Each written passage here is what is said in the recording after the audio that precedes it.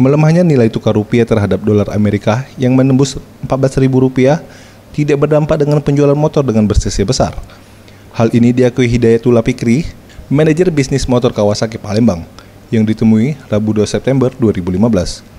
Menurutnya, penjualan motor Kawasaki di atas 250 cc tidak berpengaruh terhadap kenaikan harga dolar, karena pembeli motor ini telah ada, yaitu para penghobi dan kalangan menengah ke atas. Ia menjelaskan, penurunan penjualan tidak terlalu signifikan, hanya berkisar 10%, namun harga tetap stabil.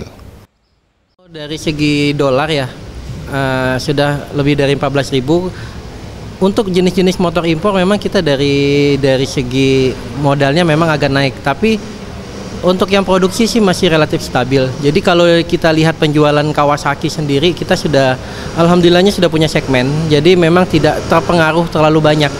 Penurunannya hanya kisaran maksimal sampai 10%.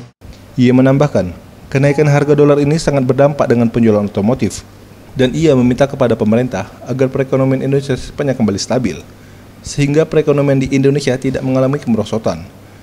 Peri Jati Nugroho, Reza Dinata, Sriwijaya TV.